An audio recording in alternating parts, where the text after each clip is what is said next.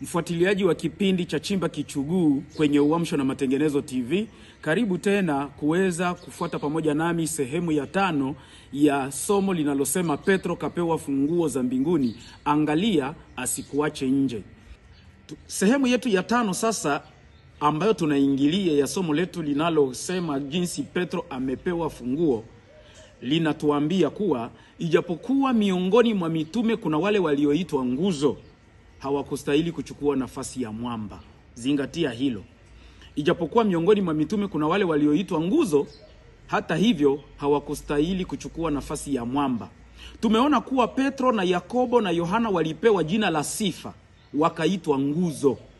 Lakini kule kuitwa nguzo hakuwafanyi wale mitume kuwa kama Mungu, bali ni vipawa vyao vinavyotokana na sifa zao walizo nazo, ambao vinawapatia sifa, vinawapatia uwezo wa kusifiwa mbele za watu. Na vile vipawa tusisahau ya kwamba vilitolewa na Roho Mtakatifu, Roho wa Mungu. Yaani kama unakuwa na kipawa chochote, kumbuka ya kwamba aliyekupatia nacho ni Mungu, hukukipata kwa uwezo wako mwenyewe. Waefeso sura ya 4 mstari wa 4 hadi 8 tutaunganisha na mstari wa 11 hadi 13, nayo inasema: mwili mmoja na roho mmoja, kama na mlivyoitwa katika tumaini moja la wito wenu, Bwana mmoja, imani moja, ubatizo mmoja, Mungu mmoja, naye ni Baba wa wote, aliye juu ya yote na katika yote na ndani ya yote. Lakini kila mmoja wetu alipewa neema kwa kadiri ya kipimo cha kipawa chake Kristo. Vivyo husema, alipopaa juu aliteka mateka, akawapa wanadamu vipawa. Unaona katika kitabu cha Waefeso sura ya 4 mstari wa 4 hadi 8 inaonyesha wazi ya kwamba Yesu alipopaa juu aliwapa wanadamu vipawa. Kama mimi hapa ninapokuwa nikikuhubiri, nikikufundisha, kile kipawa sijazaliwa nacho kwa maslahi yangu, bali nimezaliwa nacho kwa kuwa Mungu amenipa nacho. Sistahili kujivunia kipawa hiki, kwa sababu akitaka anaweza tena kukichukua na kukipatia mtu mwingine, nikabaki bure bila chochote. Mstari wa 11 hadi 13 anaonyesha ni vipawa gani alivyoviacha kanisani.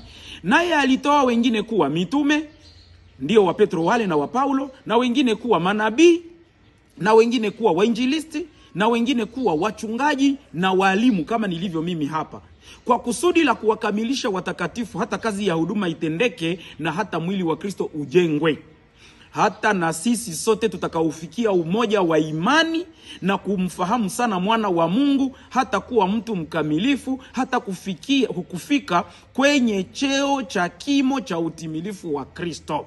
Mwisho wa kunukuu. Inamaanisha wazi ya kwamba tunaenda kumuiga Kristo, kumfanana na Kristo, si kuwafanana binadamu.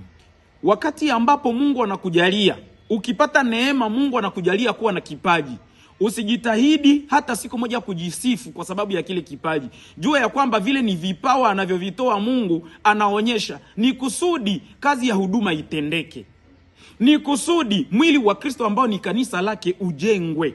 Kumbuka ya kwamba wewe ni jiwe, nami ni jiwe, na wengine na mle mwingine naye ni jiwe, tunakuwa mawe, tunajenga nyumba ya Mungu, tunatengeneza nyumba ya Mungu. Sasa ikiwa umepewa ujuzi fulani, kipaji fulani, acha kuwasumbua wengine na kuwadharau kana kwamba wewe ndiwe Mungu. Acha kufikiri ya kwamba kile kipaji unaweza kuishi nacho milele. Mungu akitaka leo kinaweza kukuondokea. Na hivi ninataka kukuambia jambo hili ili upate kuelewa ya kwamba huo ndio ukweli mwenyewe. Vyote tulivyo navyo na ujuzi tulio nao unatoka kwa Kristo. Heli tuangalie sasa pamoja nawe Wakorintho wa kwanza sura ya 12 mstari wa 4 hadi wa 12. Tuangalie namna gani sasa vile vipawa vinafanya kazi. Yaani hata wale mitume waliitwa mitume kwa sababu Mungu aliwapa utume. Na wewe unaitwa mchungaji kwa sababu Mungu kakupa uchungaji. Wewe unaitwa mwimbaji kwa sababu Mungu kakupa uimbaji. Lakini ukijivunia kile kipaji, Mungu anaweza kukiondoa. Wakorintho wa kwanza sura ya 12 mstari wake ni wa 4 hadi wa 12, tusome pamoja nawe. Inasema: basi pana tofauti za karama, bali Roho ni yeye yule. Tena pana tofauti za huduma, bali Bwana ni yeye yule. Kisha pana tofauti za kutenda kazi, bali Mungu ni yeye yule azitendaye kazi zote katika wote. Kumbe ikiwa wewe unatenda kazi ambayo mimi nimeshindwa kutenda, na mimi ninatenda kazi ambayo wewe unashindwa kutenda, ni kutaka kwa Mungu ili wewe uniendeleze na mimi nikuendeleze, kwa kuwa ni Mungu anayetenda kazi hizo zote ndani yako na ndani yangu. Hatuna la kujisifia. Anaendelea, lakini kila mmoja hupewa ufunuo wa Roho kwa kufaidiana. Neno hili zingatia. Wewe kiongozi wa dini, wewe unayekuwa na kipaji, wewe unayesifiwa, elewa ya kwamba sifa ulizo nazo si zako, ni za Mungu, kwa sababu kama wewe una kile ambacho mimi sina, usinidharau. Kama mimi nina kile ambacho wewe huna, nisikudharau. Bali Mungu amekupatia wewe ili unifaidie mimi, na mimi Mungu amenipatia hiki changu ili nikufaidie wewe. Kwa mfano nikuambie hapa, kwa mfano ulio rahisi tena ulio wazi kabisa, ni kwamba mimi Msaada wa Merimeri sijui lugha ya Kiingereza. Lakini wewe kwa kuwa Mungu amekupatia lugha ya Kiingereza, ni kusudi unifaidie mimi. Mimi Msaada wa Merimeri sijui lugha ya Kiingereza, na wewe unajua lugha ya Kiingereza lakini haujui kuhubiri. Sasa acha mimi nitakufaidia, nitahubiri kwa Kiswahili na wewe unatafsiri kwa Kiingereza ili Waingereza wapate kusikia. Unaona namna gani tunafaidiana? Hivyo ndivyo watu ambao wanamtumikia Mungu wanastahili kuendelezana. Lakini ikiwa ni kupigana, kushindana, kupigania madaraka, elewa ya kwamba hapo si Mungu tena anayefanya kazi, bali ni yule ambaye ni adui yake. Mstari unaofuata nasema hivi: maana mtu mmoja kwa Roho apewa neno la hekima, na mwingine neno la maarifa, apendavyo Roho yeye yule; mwingine imani katika Roho yeye yule, na mwingine karama za kuponya katika Roho yeye yule mmoja, na mwingine matendo ya miujiza, na mwingine unabii, na mwingine kupambanua roho, mwingine aina za lugha. Unaona ya kwamba Mungu anapotoa alikupa aina za lugha. Ujue Kiingereza, ujue Kifaransa, Lingala, Kiswahili, usijivune. Anaweza kufuta ukurasa ndani ya kichwa chako na unashangaa. Sasa ikiwa Mungu alikupa aina za lugha, kumbuka ya kwamba alipatia wengine tafsiri za lugha. Ndio maana kuna mtu anayeweza kusema lugha lakini hataweza kuitafsiri. Na Mungu anasema amepana pia na tafsiri za lugha. Lakini kazi hizi zote huzitenda Roho huyo mmoja yeye yule, akimgawia kila mtu peke yake kama apendavyo yeye. Akimgawia kila mtu peke yake kama apendavyo yeye. Maana kama vile mwili ni mmoja, nao una viungo vingi, na viungo vyote vya mwili ule navyo ni vingi, ni mwili mmoja, vivyo hivyo na Kristo. Wewe ni mwanamke, mimi ni mwanaume. Wewe ni mtoto, mimi ni mkubwa, lakini sote ni viungo vya nani? Vya mwili wa Kristo. Hii humaanisha kuwa hata wanadamu wanapofanya kitu ambacho kinawashangaza wanadamu wenzao, hawastahili kujisifia, kwa sababu ni Mungu ndiye anayekifanya kitu hicho ndani mwao. Na ndiyo maana ijapokuwa hawa mitume waliitwa nguzo, waliendelea kuwa tu ni wanadamu, tena wakaendelea kuwa tu ni wenye dhambi, wana madhaifu yao, wenye kukosea, na wanakosea kama binadamu wengine. Kama vile ninavyozoea kuwaambia watu, mtu anapoitwa mchungaji, padri, shehe, papa, haimaanishi ya kwamba yeye anakuwa tofauti na wengine katika asili ya ubinadamu. Hapana. Anaweza naye kukosea kama vile wengine wanavyokosea.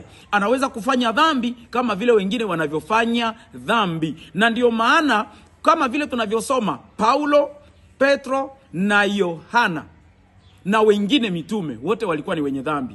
Hasa Petro aliyesifiwa kupewa funguo. Tutawaona wanafunzi hawa walioitwa nguzo na wengineo jinsi walivyokuwa na mapungufu yao. Na ninapenda katika sehemu hii ya 5 tumuone kwanza Paulo na tumuone Petro.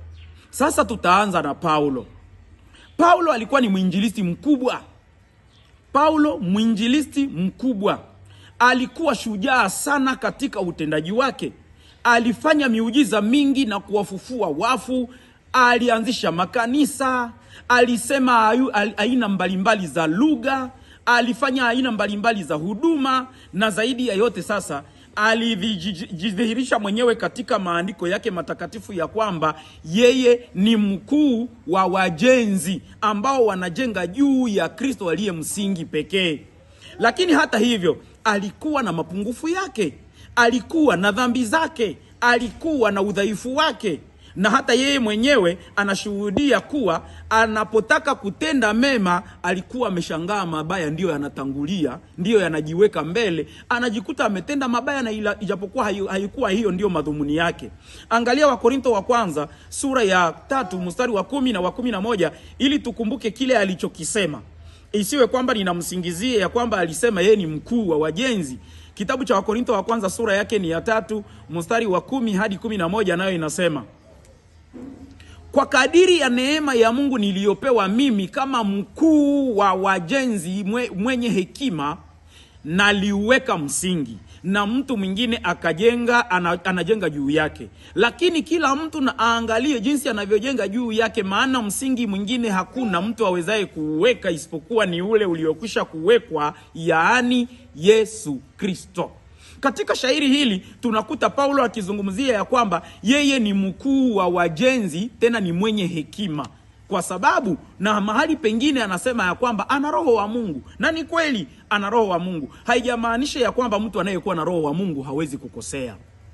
Paulo baada ya kuweza kujitambulisha kama mjenzi, tena mkuu wa wajenzi, tena mwenye hekima, sasa hapa karibuni anakuja kujitambulisha kwa sura nyingine. Timotheo wa kwanza sura ya kwanza mstari wa 15. Angalia jinsi anavyosema. Kwanza alituonyesha kwamba yeye ni mjenzi, mkuu wa wajenzi, mwenye hekima, lakini hapa tena anakuja kutuonyesha ya kwamba hata hivyo ni mwenye dhambi. Kumbe ikiwa wewe una kiongozi wako wa dini akikukosea, acha kukimbia kanisa kana kwamba yeye ni Yesu Kristo aliyekukosea. Yeye kiongozi wako wa dini naye ni mwenye dhambi, naye ni binadamu, anaweza kukosea. Enda kumuonya kama vile ungeweza kumuonya binadamu mwenzako ili muendelee na safari. Paulo anasema nini? Timotheo wa kwanza sura ya kwanza mstari wa 15 anasema: ni neno la kuaminiwa tena la stahili kukubalika kabisa ya kwamba Kristo Yesu alikuja ulimwenguni awaokoe wenye dhambi, ambao wa kwanza wao ni mimi. Mwisho wa kunukuu maneno ya Paulo. Paulo anasema vizuri ya kwamba Yesu Kristo alikuja kuokoa wenye dhambi hapa duniani, na wale wenye dhambi wa kwanza wao ni Paulo. Yaani katika wenye dhambi, yeye Paulo alijijua ya kwamba yeye ndiye mkuu wao. Kama vile alivyo mkuu wa wajenzi wenye hekima, na vile vile ni mkuu wa wenye dhambi. Kumbe Paulo hana sifa za kuweza kuitwa mwamba, kwa sababu yeye ni jiwe ambalo linaweza kujaribiwa, linabebwa, na hayo majaribu ndiyo ile ambayo inabeba lile jiwe. Aliendelea kusema katika Warumi sura ya 7 mstari wa 15 hadi 20, anasema: maana sijui nifanyalo, kwa sababu lile nilipendalo silitendi, bali lile nilichukialo ndilo ninalolitenda. Lakini kama nikilitenda lile nisilolipenda, naikiri ile sheria ya kuwa ni njema. Kuna watu ambao wanapigana na sheria ya Mungu, wanapambana kabisa na sheria. Lakini Paulo alisema, mimi ninapotenda kile ambacho sikukusudia kutenda ninakichukia, lakini najikuta nimekitenda. Pale ninatangaza wazi ya kwamba sheria ni njema. Kwa sababu hiyo sheria ndio inanijulisha ya kwamba kile kitu hakistahili kutendwa, na ndio inaacha na kichukia. Kumbe sheria ni njema. Lakini kwa bahati mbaya Paulo anasema, basi sasa si mimi nafsi yangu ninayetenda hilo, bali ni ile dhambi ikayo ndani yangu, kwa kuwa najua ya kuwa ndani yangu imo ndani yangu, yaani ndani ya mwili wangu halikai neno njema. Paulo anasema ndani ya mwili wangu na ndani yangu, yaani hamukai neno njema. Kwa kuwa kutaka nataka, roho yake inataka kutenda mema, bali kutenda lililo jema sipati. Ni kwa sababu gani? Anasema, kwa maana lile jema nilipendalo silitendi, bali ile lililo baya nisilolipenda ndilo nilitendalo. Basi tuendelee sasa, tuangalie mwisho wa shairi letu. Linasema hivi: basi kama lile nisilolipenda ndilo nilitendalo, si mimi nafsi yangu nilitendaye, bali ni ile dhambi ikaayo ndani yangu. Aha. Kumbe hata kama ni mtu wa Mungu, kuna dhambi ambayo inaweza kukaa ndani yako. Sasa wewe unaipiganisha, unaisukuma, lakini inania ile dhambi inakutamani. Kama vile Mungu alivyomwambia Kaini, dhambi iko mlangoni mwako, inakutamani wewe. Sasa inakubidi uishinde. Na ndio maana watu wa Mungu tunaishi leo kwa kupigana tu na dhambi. Tunashindana tu na dhambi. Tutakapoendelea hapo mbele, tutaona namna gani vita vinaonekana kati yetu tunaposhindana na dhambi. Sasa Paulo hata hivyo, hata kama alionekana ya kwamba kweli yeye ana udhaifu wake, yeye ana dhambi, anapotaka kutenda mema, mabaya anatangulia. Ijapokuwa na nia ya kumtumikia Mungu, lakini kibaya kinakuja kinajitia pale. Ijapokuwa anajua sheria ya Mungu inasema hivi, lakini kibaya kinakuja. Hakukaa kizembe. Hakusema, Mungu na wewe unajua kama basi nilishashindwa, basi acha tu nikae vile. Paulo alipambana. Alihakikisha anavipiga vita dhidi ya dhambi kiasi kwamba akafikia kushinda. Na kwa sababu yeye mwenyewe ameshinda, anatushauri kusidi tusije tukajidanganya eti Mungu anakubaliana na dhambi zake Paulo. Kama Paulo alifanya dhambi, alikuwa mwenye dhambi, dhambi inaweza kuja ikakaa ndani mwake, lakini haijampatia kibali cha Mungu kukubali dhambi yake. Mungu anampenda mwenye dhambi, lakini anachukia sana dhambi. Anaichukia hata iwe ndogo, hata iwe kubwa. Kuna watu wengi ambao wanasema hakuna dhambi ndogo na hakuna dhambi kubwa. Mimi sijawahi kusoma hiyo katika maandiko. Ninachosoma ndani ya maandiko ni kwamba kuna dhambi kubwa na kuna dhambi ndogo. Lakini hiyo ndogo inamchukiza Mungu sawa sawa na vile hiyo kubwa inavyomchukiza. Yaani Mungu haseme kwa sababu ni dhambi ndogo anaidharau. Iwe ndogo iwe kubwa, ina matokeo makubwa tu. Sasa tuangalie Wakorintho wa kwanza sura ya 9 mstari wa 24 hadi 27, namna gani Paulo hakuweza kujiregeza, hakuweza kujidekeza, hakuweza kufanya uzembe, bali ilikuwaje kwake. Wakorintho wa kwanza sura ya 9 mstari wa 24 hadi 27 inasema, je, hamjui ya kuwa wale washindanao kwa kupiga mbio hupiga mbio wote, lakini apokeaye tuzo ni mmoja? Pigeni mbio namna hiyo ili mpate. Na kila ashindanaye katika michezo hujizuia katika yote. Basi hao hufanya hivyo kusudi wapokee taji iharibikayo, bali sisi tupokee taji isiyoharibika.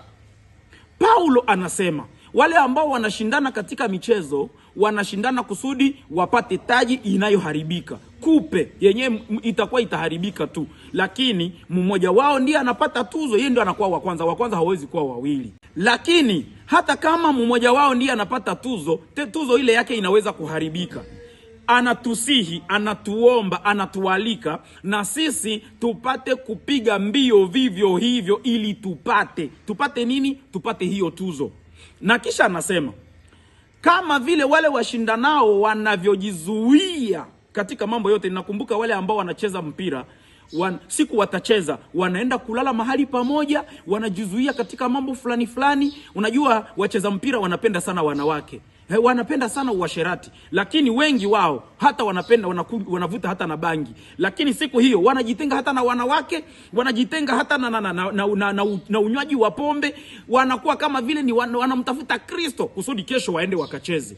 Lengo lao ni kwamba tusipate cha kutupumbaza, cha kutuzubaisha, tusije tukashindwa. Paulo anasema ikiwa hao ambao watapata taji inayoharibika wanajizuia na vile vitu vyote, kwa nini wewe ambaye unapigania taji isiyoharibika, uzima wa milele, unakunywa pombe, unazini, uasherati ni wako, bangi ni zako, ulevi ni wako, na unavifanya kwa siri kana kwamba Mungu naye haoni? Sasa Paulo anatualika kwamba tupigane na sisi ili tupate. Je, anatualika kufanya kile ambacho yeye hakifanye? Anaendelea kusema hivi, hata mimi napiga mbio vivyo hivyo. Haleluya. Kumbe Paulo anatuambia tufanye kile ambacho naye anakifanya. Huyu ndiye mwalimu ambaye anastahili kuitwa mwalimu. Uambie wanafunzi wako wafanye kile unachokifanya. Paulo anasema hata mimi nami napiga mbio vivyo hivyo, si kama asitaye, napiga ngumi vivyo hivyo, si kama apigaye hewa, bali na utesa mwili wangu na kuutumikisha, isiwe nikiisha kuwahubiri wengine mwenyewe niwe mtu wa kukataliwa. Mwisho wa kumnukuu. Yaani Paulo anaonyesha wazi ya kwamba anapigana naye mpaka sasa, habaki kizembe. Hata kama dhambi inaingia ndani mwake, inamletea tamaa ya kupambana na amri ya Mungu inayosema usitamani. Amri ya Mungu ambao ni takatifu inaonekana kwake kama ndio inayomuua, ijapokuwa hapana, ni ile dhambi inayokuwa ndani yake ndio inayomuua. Anasema hata hivyo sitakaa kizembe. Sitakaa kizembe, nitapiga vita, na atakapopiga vita anasema mpaka na mimi nipate ile taji isiyoharibika. Tuangalie sasa kama Paulo alifikia hatua ya kufaulu na kushinda hiyo dhambi, au ile dhambi ilimshinda. Kitabu cha Timotheo wa pili sura ya 4 mstari wa 6 hadi wa 8. Nayo inasema hivi: kwa maana mimi sasa namiminwa na wakati wa kufariki kwangu umefika. Nimevipiga vita vilivyo vizuri, mwendo nimeumaliza, imani nimeilinda, na baada ya hayo nimewekewa taji ya haki, ambayo Bwana mhukumu mwenye haki atanipa siku ile, wala si mimi tu, bali na watu wote pia waliopenda kufunuliwa kwake. Mwisho wa kumnukuu.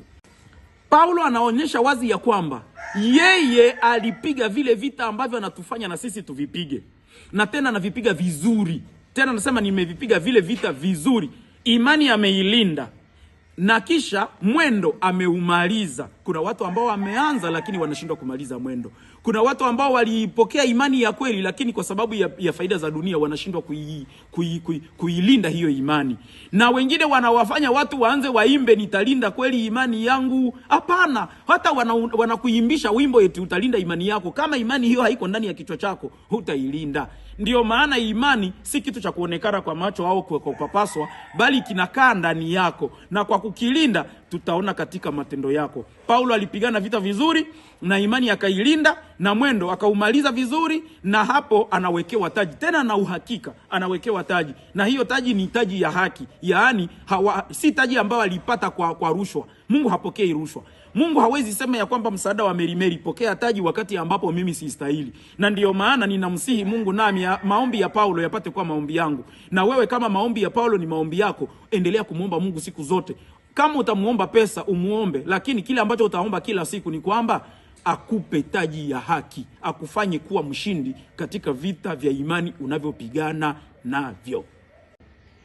Mtu wa kwanza tumemuona ambaye ni Paulo, na tumeona jinsi alivyokuwa mdhaifu. Hata hivyo hakuendekezwa na udhaifu wake. Hata hivyo hakuutetea ule udhaifu wake, kama vile wengi leo walivyo. Wanapotenda dhambi wanatamani kujitetea. Hata wanaposhikwa ndani ya dhambi wanatamani kwanza kujitetea. Mungu hakubaliani na watu kama hao, na wengi wao wanapoteza neema ya mbinguni, wanapoteza msamaha wa mbinguni, na wanakufa katika dhambi zao. Lakini Paulo alipambana, na katika kupambana kwake, zingatia maneno matatu: aliutesa mwili wake, akahubiri Injili, kisha akalinda imani.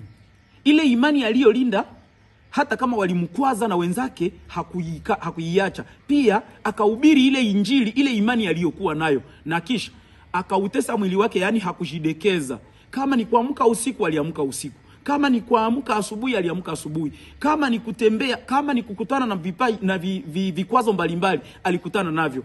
Alipigwa kwa bakora, alipigwa kwa mawe, alipigwa kwa mijeledi, alifungwa na kuvunjikiwa kwa merikebu mara nyingi. Na hii yote ilikuwa ni katika shida zake. Na akasema alijua kuona njaa na alijua kuvaa. Alijua kuona njaa na alijua kushiba. Alijua kuwa uchi na alijua kuvaa. Yaani katika kila hali aliivumilia na akaizoea. Sasa tumwangalie mtu wa pili ambaye ni Petro. Petro huyu ni mwenye juhudi kubwa. Yaani miongoni mwa wanafunzi wa Kristo, Petro alikuwa mwenye juhudi isiyo ya kawaida, tena mwepesi. Licha ya Petro kusifiwa na kupewa funguo, alikemewa tena mara kadhaa na Mwokozi sababu ya udhaifu wa kiroho uliosababishwa na woga. Na huu woga alikuwa nao mara nyingi ni mbele za wanadamu tu.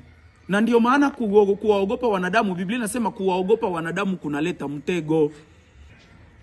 Kuwaogopa wanadamu kunaleta mtego.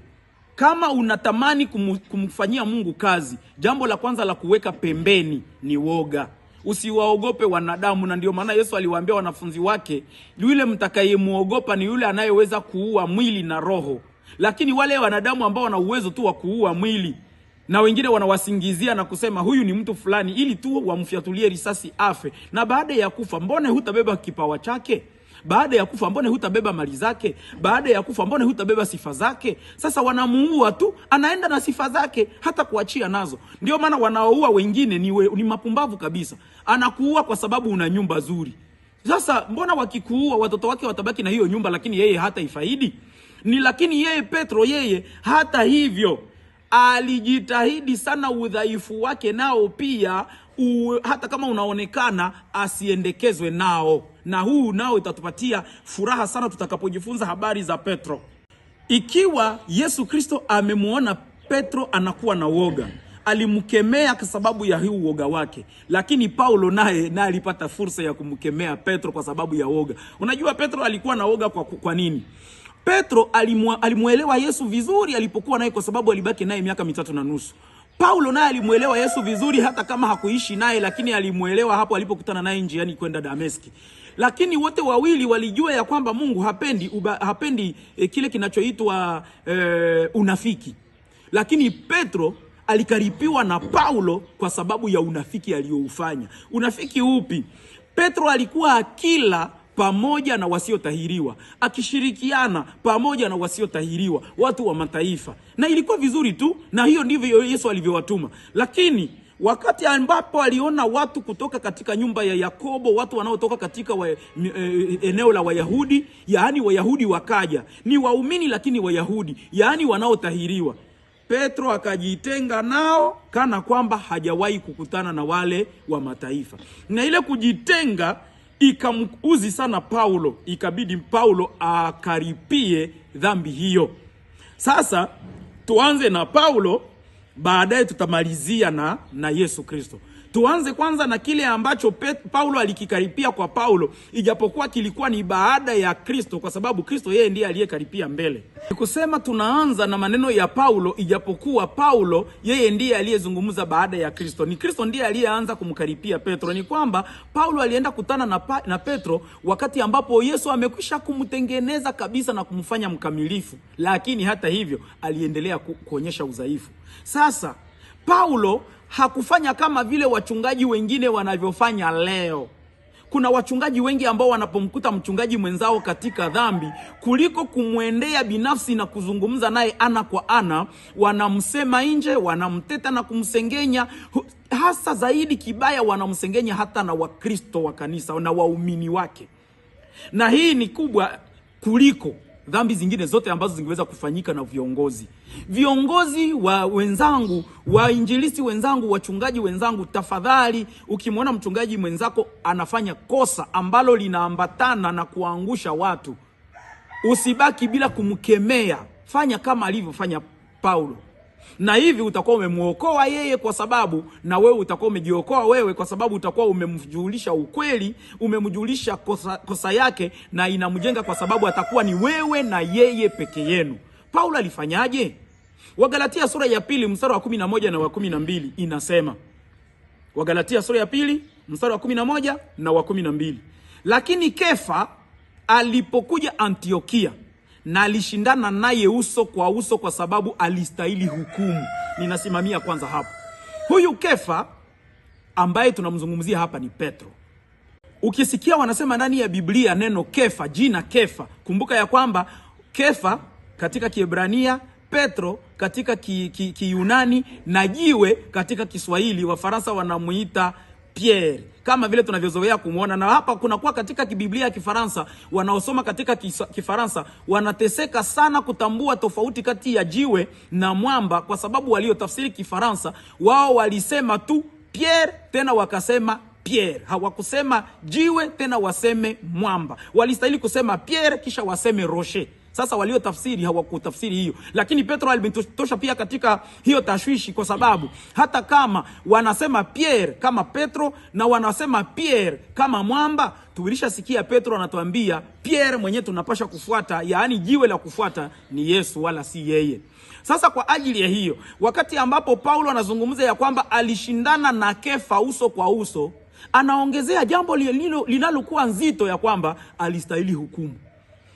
Ni mtume wa Kristo, alipewa funguo na alisifiwa ya kwamba jibu analotoa ni Mungu anayempatia, lakini eti anastahili nini? Hukumu. Kwa nini? Anasema, kwa maana kabla hawajaja watu kadha wa kadha walioko kwa Yakobo, alikuwa akila pamoja na watu wa mataifa, lakini walipokuja wao akarudi nyuma, akajitenga, huku akiwaogopa waliotahiriwa. Mwisho wa kunukuu. Kumbe Petro alistahili hukumu kwa sababu kile alichokuwa akikifanya, alipowaona watu wengine wanakuja, wale ambao wametahiriwa, akajitenga pale pale na wasiotahiriwa, ijapokuwa alikuwa rafiki zao, kama vile Yesu alivyokuwa rafiki wa wenye dhambi. Lakini wakati Mafarisayo walipokuja, Hakusema ya kwamba atatengana nao. Mafarisayo walikuja na wakasema, wewe ni mlevi, ni mlevi tafadhali, wewe ni mlevi na mlafi, kwa sababu unakula na watoza ushuru, unakula na wenye dhambi. Je, kula na mwenye dhambi ndio kusema ni mlafi? Je, kunywa na mwenye dhambi ndio kusema ni mlafi? Je, kunywa na mwenye dhambi ni kusema mnakunywa kileo? Hapana. Mnaweza kuchangia kinywaji ambacho si kileo na mwenye dhambi. Unaweza kuchangia chakula ambacho si najisi na mwenye dhambi, na hapo huna dhambi yoyote, kwa sababu kile ambacho Mungu anataka ni kwamba uwe karibu na wenye dhambi ili uweze kuwavua, kwa sababu wewe ni mvuvi wa watu. Sasa Paulo akashangaa, mtu ambaye ndiyo Mungu alimtuma kwa wanaotahiriwa, lakini hakusema akikutana na wasiotahiriwa awaache kuambia neno la Mungu.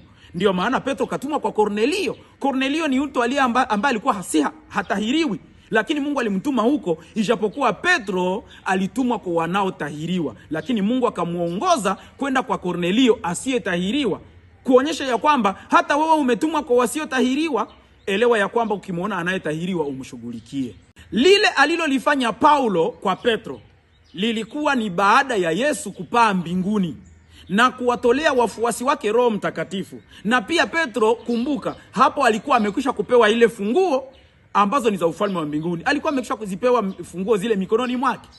Ni kwamba hata kama Petro alikuwa amepewa funguo, hata kama Petro alikuwa amekwisha kujazwa na Roho Mtakatifu siku ya Pentekoste, lakini bado alikuwa angali mwanadamu, bado alikuwa angali mdhambi, na anaweza kujaribiwa sawasawa na wanadamu wengine. Anaweza kupata matatizo kama wanadamu wengine. Lakini Petro, cha kupendeza ni kwamba Petro, kabla ya kufa kwa Yesu msalabani, alikuwa ametahadharishwa na Yesu ya kwamba atamkana. Petro, kabla ya kufa kwa Yesu, alikuwa amekwisha kutahadharishwa na Kristo kwamba atamkana, lakini cha ajabu ni kwamba akaitwa hata shetani. Yaani Yesu akamuita shetani kabla ya Yesu kufa msalabani. Ijapokuwa jambo hili linaweza kutuletea changamoto. Katika Mathayo sura ya 16 mstari wa 16 hadi wa 18, Yesu alimwambia Petro hivi: jibu unalonitolea wewe Petro halitokani na mwanadamu, halitokani na mwili na damu na nyama, bali ni Baba yangu aliye mbinguni ndio alikupatia. Sasa lakini hapa karibuni anasema ya kwamba ni shetani. Anamuita shetani kwa nini? Kulikuwa nini? Sasa tuangalie kile ambacho yeye Petro alichokifanya. Kumbuka tena, ninapenda tu nikurudishe hapa karibuni. Kumbuka ya kwamba ni baada tu kidogo ya Petro kupewa funguo, kuahidiwa kupewa funguo, kuahidiwa kwamba yeye ni Mungu ndiye aliyemzungumzia, akaitwa shetani. Mathayo sura ya 16, 21 hadi 23, nayo inasema: tangu wakati huo Yesu alianza kuwaonya wanafunzi wake ya kwamba imempasa kwenda Yerusalemu na kupata mateso mengi kwa wazee na wakuu wa makuhani na waandishi, na kuuawa na siku ya tatu kufufuka. Petro akamchukua, akaanza kumkemea akisema, hasha Bwana, hayo hayatakupata. Akageuka akamwambia, Petro, nenda nyuma yangu shetani. Yaani aligeuka tu akamwambia, akasahau jina alilompatia la Petro, akasahau jina alilozaliwa nalo la Simoni, akamuitia kwa jina ambalo la ule aliyekuwa nasema ndani yake, nenda nyuma yangu shetani, ukikwazo kwangu, maana huyawazi yaliyo ya Mungu bali ya wanadamu. Fikiria, siku nyingi baada ya Petro kufurahia wokovu wa Kristo, alifanya jambo lingine mbaya kuliko tena hili. Wakati ambapo Petro amekwisha kuambiwa ya kwamba yeye ni Mungu ndiye aliyemzungumzia, ni Mungu ndiye aliyesema ndani yake, cha kushangaza ni kwamba punde tu, dakika kidogo tu baada ya kuambiwa ya kwamba ni Mungu anayesema ndani yake, alitamani kumwonyesha Yesu ya kwamba kweli ni Mungu ndiye anayesema ndani yake. Akaanza kupingana hata na mpango wa Mungu kwa kufikiri ya kwamba kwa kupendeza Kristo atakuwa amempendeza na Mungu. Kumbe hata Kristo mwenyewe ndiye Mungu halisi anayekuwa hapo, akamkwaza bila yeye kujua. Yesu anasema, ninaenda baada ya wewe kusema ya kwamba mimi ndiye Kristo mwana wa Mungu, juu ya kwamba ninaenda Yerusalemu na kule chote kilichoandikiwa juu yangu kitatendeka, lakini nitakufa na siku ya tatu nitafufuka. Petro akamwambia, mambo haya hayatakufikia kamwe. Anaposema hayatakufikia kamwe, ni kana kwamba anampendeza Kristo, lakini anaenda kinyume na mapenzi ya Mungu. Kuna hata baadhi ya wachungaji, waombaji, wainjilisi ambao wazee wa kanisa wanaenda kumuona mgonjwa, wanaona mgonjwa kabisa huyu ni mahututi na yuko karibu kufa. Kuliko kumwandaa kwa kifo, wanaanza kumwambia, wewe utapona tu, usiwe na wasiwasi. Sawa sawa na mtu ambaye anataka kuingia kugombea ubunge, sasa wanaanza kumwambia wewe umepita tu. Maneno kama haya haifai kiongozi au mwinjilisi awe na tabia kama hizi. Ukimuona mtu anakuwa katika hatari ya kufa, usimpatie matumaini ya kwamba atapona. Msaidie kuingia katika kifo huku amekwisha kujiandaa. Na hii ni ya maana sana kwa wazee na wachungaji kuitumia. Na ndiyo maana Petro naye alitamani kumwambia Yesu maneno ya kumpendekeza, lakini Yesu akaona ya kwamba ni ya kinyume na mpango wa Mungu, kwa sababu mpango wa Mungu ni kwamba Yesu Kristo aje kufa, lakini Petro akawazia mpango wa Mungu ni kumpendeza Kristo na kumwambia kwamba yeye hatakufa. Sasa hapa Yesu akamwambia, wewe ni shetani. Si Petro tena, bali ni shetani. Si mwanafunzi tena, bali ni mwanadamu wa kawaida. Lakini sasa Petro, kabla ya Yesu kufa, aliambiwa maneno mengine. Na yale maneno mengine yalikuwa ni ambayo Yesu mwenyewe alimtahadharisha.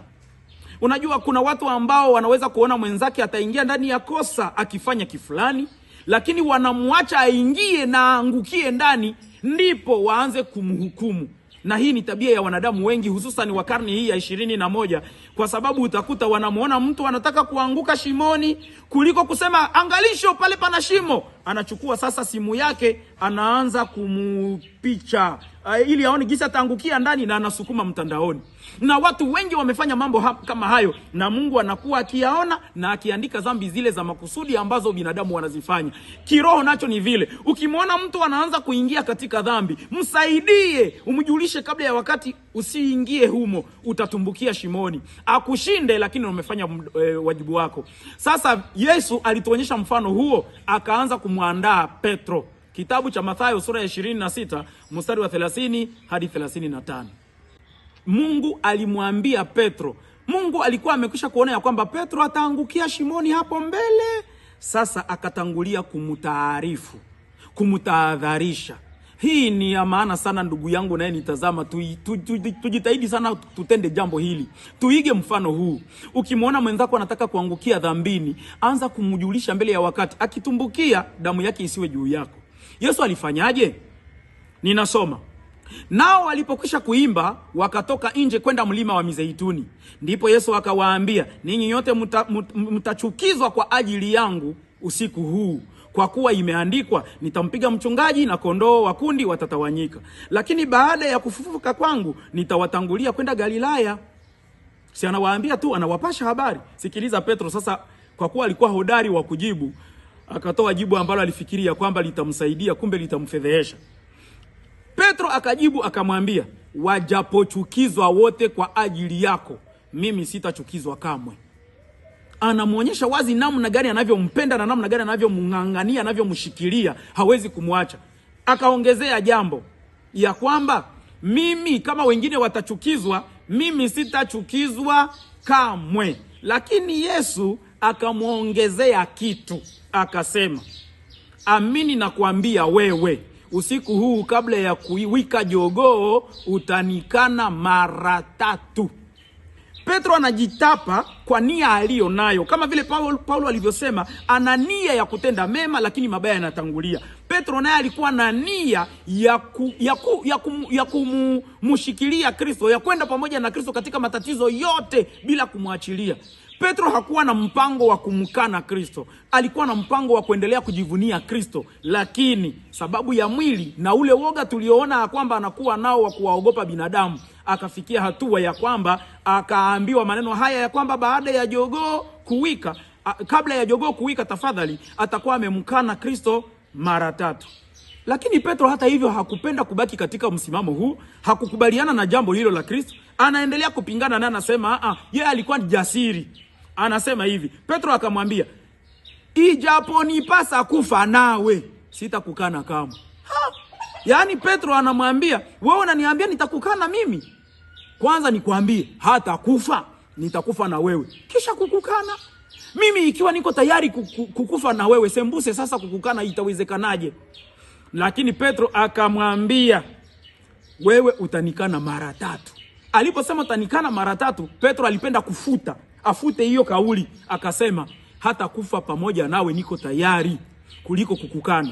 Na wanafunzi wote wakaiga sasa Petro, wakasema vivyo hivyo. Wanafunzi wengine walipomsikia Petro anasema ya kwamba hata mkana bali atakubali kufa pamoja naye, nao wakaiga mfano huo. Lakini kumbuka ya kwamba lile neno lilitoka ndani ya kinywa cha Petro, si katika vinywa vyao. Na kuna watu wengi ambao nao wanakuwa na nia ya kusema kile anachokisema mtu bila kujua nini kabisa kinachokuwa katika masemi hayo. Lakini kwa sababu wote wanafunzi wa Yesu walikuwa na msimamo ule, walipata nafasi ya kutimiza kile walichokisema. Lakini hatutawaona wote. Yule tunayekuja kumuona hapa ni Petro peke yake.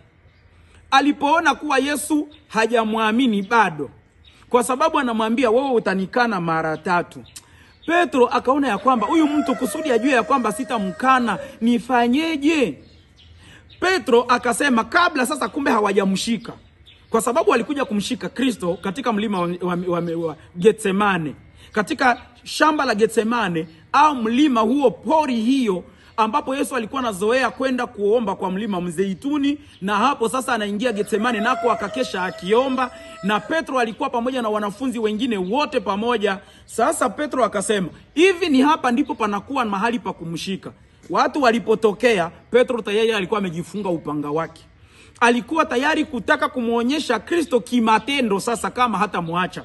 Kwa kuwa Yesu anasikia tu kinywa chake kikisema ya kwamba sitakuacha, sitakukana kamwe, nitakufa pamoja nawe. Yesu yeye hamwamini, ndipo akasema sasa nitamuonyesha mbele ya watu ya kwamba mimi nitakufa pamoja naye. Na pale Petro alikianzisha, na mpaka akamkata Malko sikio, ambaye ni mtumishi wa kuhani mkuu. Lakini hii haikumletea tena Petro sifa njema mbele ya Mwokozi wake, bali kwa sababu alizania ya kwamba atampendeza tena Mwokozi, tena ikamkwaza Kristo zaidi, na akaambiwa kuwa anayeua kwa upanga atauawa kwa upanga. Inabidi arudishe upanga wake alani mwake, usifanye kazi ya mauaji. Mathayo 26 mstari wa 51 hadi 54, nayo inasema, na tazama, mmoja wao waliokuwa pamoja na Yesu akanyosha mkono wake, akaufuta upanga wake, akampiga mtumwa wa kuhani mkuu, akamkata sikio. Ndipo Yesu akamwambia, rudisha upanga wako mahali pake, maana wote washikao upanga wataangamia kwa upanga. Ama wadhani ya kuwa mimi siwezi kumsihi Baba yangu, naye ataniletea sasa hivi zaidi ya majeshi 12 ya malaika? Yatatimizwaje basi maandiko ya kwamba hivyo ndivyo vilivyopasa kujiri? Mwisho wa kunukuu. Hapa Yesu anapomuona Petro anafanya tofauti. Alianza kushika upanga, anaanza kupigana vita vya kimwili ili amtosheleze Kristo. Sasa Yesu akamwambia kwamba hapa umeshindwa. Kule kutenda kwa Petro kunafanana na kutenda kwa watu wengi leo. Watu wengi leo wanafikiri ya kwamba matendo yao inaweza kuwapatia wokovu. Watu wengi leo wanajipendekeza pia hata kwa viongozi wao wa kazi, wakifikiri ya kwamba hata kama mimi sipendi kutenda hiki na siwezi kutenda hiki, kiongozi wangu wa kazi akitokea, acha mimi nifanye kifulani ili afurahie. Hatuko hapa duniani ili kumpendeza kiongozi mwanadamu, bali tunakuwa hapa duniani ili kumpendeza kiongozi wa kiroho ambaye ni Kristo Yesu, ambaye ni Mwokozi wetu, yeye ambaye ndiye mwamba. Sisi mawe tusijipendekeze, bali tushikamane naye ili tufanye yaliyo mapenzi yake. Sasa angalia kile ambacho anakifanya Petro. Petro alifikiri ya kwamba kule kusema sitakukana hakujamtosheleza Kristo, inabidi aanze kuigiza vitendo. Na vile vitendo alianzia kukata nini? Unafikiria kwamba wakati amekata sikio la mtumwa wa kuhani mkuu, alikuwa anatarajia kukata sikio kweli? Lengo lake ilikuwa ni kukata kichwa. Sasa bahati mbaya, sasa kichwa kikaponyoka, sikio ndilo likaenda. Sasa Yesu akafanya njia ya kurudisha lile sikio. Ijapokuwa Yohana anaelezea yote, lakini ijapokuwa Mathayo anaelezea yote, lakini Yohana yeye anaongezea hata jina la yule aliyekatwa sikio, na anasema lile sikio lilikuwa la upande gani wa kichwa. Unaona? Yaani kwa sababu Yohana yeye na alikuwa na kile kilichomuvutia zaidi. Mathayo anasema Petro alikata sikio la mtumwa wa kuhani mkuu. Lakini Yohana anasema Petro alikata sikio la nani? La Malko. Kumbuka ya kwamba Mathayo anasema kwamba ni mmoja wa wanafunzi wa Yesu. Hakutaja hata jina la Petro. Sasa majina yao yote yanadhihirika katika kitabu cha Yohana sura ya 18 mstari wa 1 hadi wa 12. Nitasoma, inasema: Alipokwisha kusema hayo, Yesu alitoka pamoja na wanafunzi wake kwenda ngambo ya kijito Kedroni palipokuwapo bustani. Akaingia yeye na wanafunzi wake. Naye Yuda yule aliyetaka kumsaliti alipajua mahali pale, kwa sababu Yesu alikuwa akienda huko mara nyingi pamoja na wanafunzi wake. Basi Yuda akiisha kupokea kikosi cha askari na watumishi waliotoka kwa wakuu wa makuhani na Mafarisayo, akaenda huko na taa na mienge na silaha. Basi Yesu, hali akijua yote yatakayompata, akatokea akamwambia, ni nani mnayemtafuta? Akawaambia, ni nani mnayemtafuta? Wao wakajibu, ni Yesu Mnazareti. Yesu akawaambia, ni mimi. Yuda naye aliyemsaliti alikuwa amesimama pamoja nao. Basi alipowaambia ni mimi, walirudi nyuma wakaanguka chini. Basi akawauliza tena, mnamtafuta nani? Wakasema, Yesu Mnazareti. Yesu akajibu, nimekwisha kuwaambieni ya kwamba ni mimi. Basi ikiwa mnanitafuta mimi, waacheni hawa waende zao, ili litimie lile neno lililosema, wala ulionipa sikuwapoteza hata mmoja wao. Tunaendelea na usomi kulingana na vile Yohana anavyosema. Basi Simoni Petro alikuwa na upanga, akaufuta, akampiga mtumwa wa kuhani mkuu, akamkata sikio la kuume. Na yule mtumwa jina lake ni Malko. Basi Yesu akamwambia Petro, rudisha upanga alani mwake. Je, kikombe alichonipa Baba mimi nisikinywe? Basi wale askari na yule jemadari na wale watumishi wa Wayahudi walimkamata Yesu wakamfunga. Mwisho wa kunukuu. Katika masemi ya Yohana unaona ya kwamba panaongezeka vitu vingine. Yohana yeye Mathayo alisema ni mmoja wa wanafunzi wake ndiye aliyekata mtumwa wa kuhani mkuu sikio. Lakini Yohana anasema yule mmoja wa wanafunzi wake ni Simoni Petro. Pia Mathayo alisema ni mtumwa wa kuhani mkuu. Yohana anasema jina ya yule mtumwa wa kuhani mkuu anaitwa Malko. Tena sikio alilolikata ni la kuume. Lakini pia Mathayo anasema Yesu alimwambia, wewe ujue ya kwamba anayeua kwa upanga, anayeshika upanga atauawa kwa upanga. Yeye Yohana naye anaongezea, anasema wewe, maana yake hukutaka mimi ninywe kikombe ambacho kilitayarishwa juu yangu. Mathayo alisema, wewe haujui ya kwamba ninakuwa na majeshi mengi ambao ningeambia tu baba yangu ananitumia majeshi 12 ya malaika. Inamaanisha ya kwamba Yesu alimwambia Petro, ningitamani kwamba hawa wasinishike. Mimi mwenyewe bila kujali upanga wako ningiwatoroka tu, na kuwatoroka kwangu ni kwamba kwanza nimekuonyesha uwezo nilio nao, kwa sababu wanakuja kunishika, wananiona ninasimama, kisha wanashindwa kunikamata, na wauliza, mnamtafuta nani? Wanasema, tunamtafuta Yesu wa Nazareti. Hawamjui, na Yuda yuko nao anashindwa kufanya kazi yake. Yesu akawaambia, ni mimi. Kuliko kusema wamshike, wakaanguka. Kule kuanguka kulikuwa kuonyesha ya kwamba uwezo nilio nao nikitaka hamwezi kunishika. Lakini tena wakasimama, akawauliza tena mnakuja. Sasa mnatafuta nani? Nilishawauliza. Akasema nasi Yesu Mnazareti ndio tunatafuta Baba. Si nilishawaambia ni mimi? Hapo ndipo aliwaambia, wakati huu ni wakati wa utawala wa shetani. Mnakuja kunifuata kama vile mwizi, kama mnyang'anyi, mnaleta marungu, mipanga na mienge na silaha. Mimi nilikuwa nikifundisha ndani ya hekalu siku zote. Hamkunishika, hamkunikamata. Kwa sababu gani? Utawala wa shetani ulikuwa haujafika. Sasa wakati wenu huu ni utawala wa shetani. Yuda, kuja ufanya kazi iliyokuleta. Ndipo Yuda akaja akambusu. Na yeye peke alishamwambia, ndipo akamwambia, yaani unamtoa mwana wa Adamu kwa kumbusu? Hii ilikuwa ni mara ya Petro ya mwisho ya kujaribu kujitetea ili Yesu ajue ya kwamba hatamkana. Lakini kwa sababu Yesu anajua kile ambacho hakijatokea bado, anajua kusoma mioyo, ilikuwa ni lazima itimilike. Na Petro kweli alifikia hatua hiyo ya kumkana Bwana wake, kama vile tutakavyosoma huko mbele. Lakini Petro vile vile, kama vile alivyofanya Paulo, hakupenda kubaki ndani ya dhambi yake. Petro hakukaa kizembe, hakukubali kushindwa na dhambi yake hata mwisho wa safari, bali aliupambania wokovu wake kiasi kwamba kila baada ya kuanguka kwake Petro dhambini aliinuka. Hii ni maisha mazuri sana ya watakatifu. Na kila baada ya kukosea alijutia na kutubu. Kufanya dhambi haijakukosesha ufalme wa mbinguni, lakini kubaki dhambini na kufurahia dhambi, hiyo ndiyo inakufanya ukose ufalme wa mbinguni.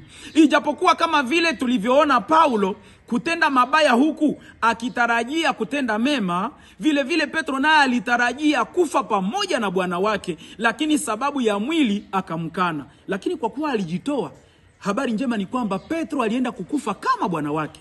Alitundikwa miguu juu, kichwa chini kama Bwana wake, kwa kuwa aliahidi kwamba atakufa pamoja naye, na alitundikwa msalabani na akawekwa kichwa chini miguu juu. Alisema, msinitundike kama Bwana wangu, mimi munigeuze ili nisiwe kama yeye. Lakini kile alichokitaka na kweli alikifikia, ni kwa sababu alingangana. Hata hivyo hakufurahia hali yake ya dhambi, bali alijutia na kutubu. Na Yesu sasa anayeutazama moyo wake wa toba alilijua hilo. Ndiyo maana alimwahidi Petro na akamwambia ya kwamba nitakuombea mpaka mwisho, uende kufika mwisho, kwa sababu aliona nia ya Petro ni kutaka kushinda. Hakuna mtu aliyeitwa na Mungu ambaye anadhamiria kuweka mipango ya kumkosea Mungu wake. Hapana. Petro alijua kuwa Yesu ni mwana wa Mungu mkuu, na Yesu anampenda. Na sasa alijua ya kwamba kumpoteza Yesu ni sawasawa na kufa ungali bado hai. Na ndiyo maana Petro alipambana asije akaingiliwa na makosa ya kudumu, makosa ambayo yatafikia wakati ambapo Kristo naye anakosekana kwake, yaani asije akamkosa Kristo. Lakini kwa kuwa yeye si mwamba, Petro si mwamba, yeye ni jiwe tu, tena jiwe lililo jepesi, linatupwa huku na kule. Alianguka na si mara moja. Na kwa sababu alianguka na si mara moja, hakukata tamaa. Alimkumbuka mtunga mithali. Mtunga mithali anasema ya kuwa mwenye haki huanguka mara 7 huku akiinuka tena. Mithali sura ya 24 mstari wa 15 hadi wa 18. Tuangalie hapo, tuangalie kile kilichomfanya Petro awe na matumaini. Mithali sura ya 24 mstari wa 15 hadi 18 inasema, ninaisoma katika tafsiri ya Kiswahili cha kisasa: usivizie kama haramia afanyavyo dhidi ya nyumba ya mwenye haki, usivamie makao yake. Kwa kuwa japo mtu mwenye haki huanguka mara 7 huinuka tena, lakini waovu huangushwa chini kwa maafa. Usitazame kwa furaha adui yako aangukapo, wakati ajikwaapo usiruhusu moyo wako ushangilie. Bwana asije akaona na kuchukia, akaiondoa ghadhabu yake mbali naye. Mwisho wa kunukuu. Petro alikuwa anajua shairi hili la Mithali 24 mstari wa 15 hadi 18 ya kwamba mwenye haki anaweza kuanguka mara 7 na anakuwa akisimama tena. Yaani mwenye haki anaweza kufanya dhambi, anajutia, anainuka, anamtafuta tena Mwokozi. Anafanya dhambi, anajutia, anainuka, anamtafuta tena Mwokozi. Si kwamba anafanya dhambi, anaitetea, anajificha mbali na Mwokozi kama Adam na Hawa walivyofanya. Lakini anafanya dhambi, anajutia, anamtafuta Mwokozi. Hayo ndio maisha ya matakatifu. Kisha anasema vizuri ya kwamba wewe usimuvizie. Kuna watu wengi sana ambao wanaweza kuwa hapo, wanatamani mtu fulani, mtumishi fulani wa Mungu au kiongozi fulani wa dini aweze kushindwa kazi yake, aweze kupatwa na matatizo. Na wengine wanafurahia wakati wanapoona ndoa za wengine zinaporomoka. Ndio maana utamkuta kuliko kusaidia huyu mke achunge ndoa yake, anampatia mashauri ya kuvunja. Kuliko kushauria huyu mwanaume achunge ndoa yake, anampatia mashauri ya kuvunja. Anapenda baada ya ndoa yao kuvunjika, aishike, asukume mtandaoni watu waone ya kwamba ndoa hiyo imevunjika. Watu kama hawa wakumbuke ya kwamba Mungu anasema kwa kinywa cha mtunga mithali ya kwamba hata ataanguka atasimama tena. Na Mungu akiona ya kwamba ulikuwa unamvizia na kumchukia, Mungu naye atachukua ile jaribu yake, anamuondolea nayo kwa sababu yako. Kwanza ni kwamba mnapochukia watu na kuwatakia mabaya, ndipo mnawaongezea maisha na kufanya kwamba Mungu awafanyie mema. Sasa Petro alikuwa anajua ya kwamba hata ataanguka, atasimama tena. Na ndio maana hakubaki katika kuanguka kwake. Tuangalie kitabu cha Mathayo 26, mstari wa 69 hadi 75. Utaona jinsi Petro hakubaki katika hali hiyo. Hata kama alitamani kushikamana na Yesu, lakini woga, mnakumbuka neno woga. Woga ni mbaya sana katika mambo ya imani. Woga ulimfanya Petro amkane mara 3 kama alivyosema Mwokozi wake. Ninasoma Mathayo 26 mstari wa 69 hadi 75. Nayo inasema, na Petro alikuwa ameketi nje behewani, kijakazi mmoja akamwendea akasema, wewe nawe ulikuwapo pamoja na Yesu wa Galilaya. Mwanamke huyu hakumuuliza, alimwambia wewe nawe, yani alimhakikishia, wewe nawe ulikuwapo pamoja na Yesu wa Galilaya. Akakana mbele ya wote akisema, sijui usemalo. Naye alipotoka nje hata ukumbini, mwanamke mwingine alimuona, akawaambia watu waliokuwako huko, huyu alikuwapo pamoja na Yesu Mnazareti. Naye hakuuliza, bali alihakikisha, huyu alikuwako pamoja na Yesu Mnazareti. Petro akakana tena kwa kiapo, simjui mtu huyu.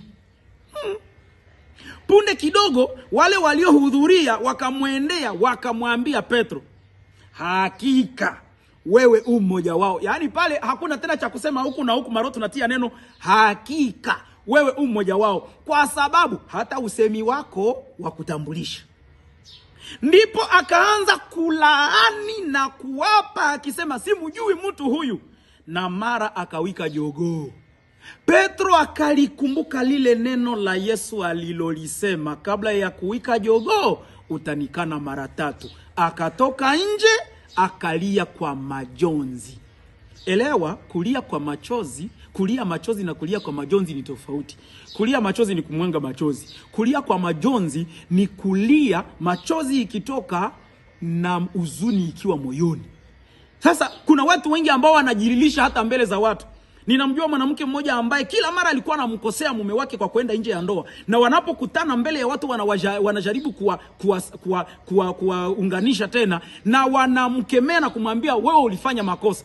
Analia kwa machozi, kumbe machozi si ya majonzi, ni machozi ya unafiki, ili wale watakaoona machozi waseme kweli alitubu. Wakiondoka tu anarudia mambo yale yale, anamfanyia mume wake yale yale. Lakini Petro yeye hakulia hivyo. Petro alilia si machozi ya kujiletea, bali ni machozi yaliyojileta.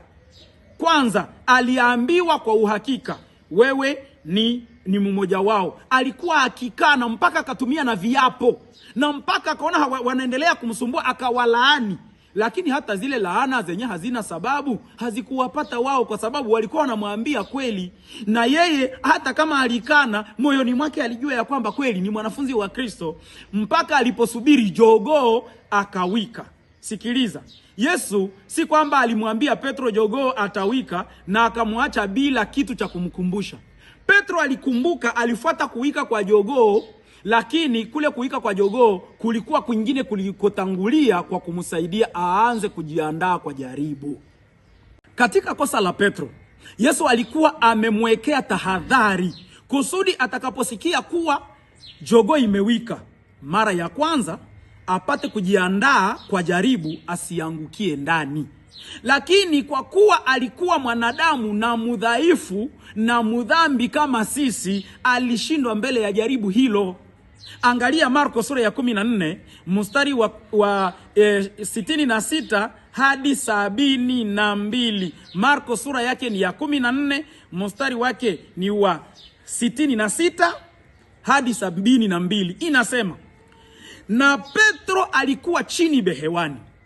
Akaja mmoja wa vijakazi wa kuhani mkuu, akamuona Petro akikota moto.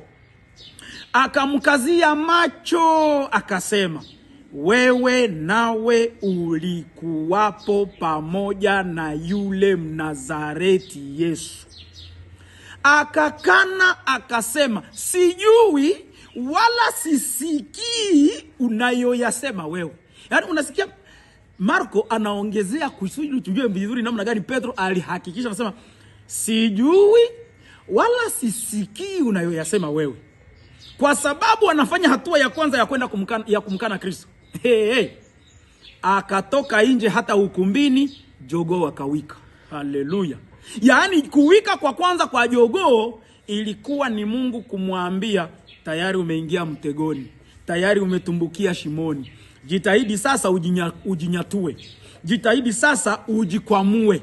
Lakini na yule kijakazi akamuona tena, akaanza tena kuwaambia waliosimama pale, huyu ni mmoja wao. Akakana tena ya mara pili hiyo. Jogoo amekwisha kuwika mara ngapi? Mara moja. Lakini sasa Petro anamkana mara ngapi? Mara pili. Kitambo kidogo tena wale waliosimama pale wakamwambia Petro, hakika mmoja wao, kwa sababu Galilaya wewe. Akaanza kulaani na kuapiza, simjui mtu huyu mnayemnena. Na mara jogoo akawika mara ya pili. Petro akalikumbuka lile neno aliloambiwa na Yesu, kabla ya kuwika jogoo mara mbili utanikana mara tatu. Na alipolifikiri akalia. Alipolifikiri akalia. Unaona ya kwamba Mungu aliandaa Petro kwa kumkana, lakini awe na kile ambacho kitakachomkumbusha ya kwamba hatua ya kupotea imekufikia. Unaingia katika hatua ya kuanguka. Na Petro alipewa nafasi hiyo. Kumbuka, jogoo atawika mara mbili, Petro atamkana mara tatu. Ikiwa jogoo atawika mara mbili, yeye atamkana mara tatu, ilibidi katika kuwika kwa kwanza kuonekane. Katika kuwika kwa kwanza ionekane ya kwamba Petro anajiandaa kushinda majaribu. Ijapokuwa Yesu alikuwa amemwarifu Petro kuhusu jaribu litakalomtokea, hakumwacha apambane peke yake pasipo na sauti ya kupasha habari ya kwamba jaribu limewasili tayari na kwamba itambidi apate kulishinda. Ndiyo maana akamwambia kwamba jogoo atawika mara mbili na yeye atamkana mara tatu. Na kule kuwika kwa mara ya kwanza ilikuwa tu ni tahadhari ya kumwacha Petro aweze kujiandaa kwa mapambano. Kila mmoja wetu ana nafasi hizi mbili. Usifikiri ya kwamba Yesu kama alivyosema ya kwamba jogoo atawika mara ya kwanza ili kumkumbusha Petro, na jogoo anawika mara ya pili ili kumwambia Petro ya kwamba tayari ameanguka. Si kwamba na wewe huna hizi nafasi. Kila mmoja wetu ana nafasi hizi mbili maishani mwake, katika maisha ya kiroho, kama ilivyokuwa kwa mtume Petro. Kwa sababu hiyo, mimi na wewe hakuna anayekuwa na sababu za kujitetea. Kilichomfanya Petro kutubu ni nini? Kilichomfanya Petro kutubu na kufaulu toba yake ipate kuwa ya kweli ni kwa sababu alipata muda wa kufikiria wokovu wake na kumfikiria Mwokozi wake baada ya kuanguka dhambini. Kumbuka ya kwamba Marko anasema alipoona jogoo anawika, alifikiri kisha ndipo wakalia. Usiende tubu dhambi na hujafikiri. Watu wasikwambie tubu. Kuna watu wengi wanakuwa na majasiri wa kuambia mwenzake omba msamaha. Eti omba msamaha. Sana kuambia omba msamaha, si wewe unayeomba msamaha, bali ni yeye akikuagiza, na huo si msamaha utokao moyoni. Inabidi wewe mwenyewe dhamiri zako zikuambie ninakuwa tayari kuomba msamaha. Kilichomfanya Petro kutubu ni kwa sababu alifikiria maisha yake ya kiroho, akamfikiria Mwokozi, akafikiria pia na wokovu wake ambao anakuwa akiupambania. Watakaoingia mbinguni si watu walioishi hapa duniani bila dhambi. Watakaoingia mbinguni si watu ambao hawakuwahi kutenda dhambi, bali watakaoingia mbinguni ni watu ambao watakuwa wamehuzunikia dhambi walizozitenda. Watakuwa wanafikiria sana dhambi ambazo zinawakumba, dhambi ambazo zinawalemea, kiasi kwamba watatumia nguvu zao zote na jitihada zao zote ili waweze kupambana na hiyo dhambi na kufikia toba, baada ya kumpatia nafasi Roho Mtakatifu anayekaa ndani mwao apate kuwawezesha kushinda dhambi hiyo au kushinda vita hivyo. Dhambi zote tunazokuwa nazo hatuwezi kuziondoa kwa nguvu zetu. Sisi kazi yetu ni kupambana ili tufike mikononi mwa Kristo, na yeye aliyetuahidi ya kwamba atatupatia roho wake atakayetutengeneza, Roho huyu anatutengeneza sasa na anatubadilisha, tunatoka katika hali ya wenye dhambi tunakuwa katika hali ya wenye haki. Na hiyo haki si haki yetu kwa uwezo wetu, bali ni haki ya Kristo ambao tunavikwa sisi. Na hiyo haki ambayo tutavikwa ndio itakayotufanya tusimame imara kwenye kiti cha enzi, kiti cha hukumu cha Mungu. Hivyo ndivyo alivyoshinda Petro, na hivyo ndivyo mawe yaliyojengwa juu ya Yesu Kristo ambaye ndiye mwamba yanastahili kuwepo. Hebu na tuombe. Baba yetu uliye juu mbinguni, tunakushukuru kwa sababu umetusaidia ili tupate kuelewa kile ambacho kilikuwa kwa hawa watoto wako walioitwa nguzo, mitume waliotutangulia. Walipambana na majaribu, lakini pamoja nawe walishinda. Tusaidie na sisi tunaofuata kipindi hiki cha kuchimba kichuguu, kipindi kinachohusiana na fundisho la Petro kukabidhiwa funguo, tupate kujua nini ambacho tunakielewa na tupate kupata ndani yake faida. Tuwezeshe kusudi kila mmoja wetu apate kile alichokifuata kwako. Tukiona dhambi mbele yetu, tupate kuishinda kwa nguvu za Roho Mtakatifu. Tuwe nasi kama Petro alivyokuwa, tupate kuwakokota watu kwako. Ndilo ombi letu katika jina la Kristo Bwana wetu. Amina.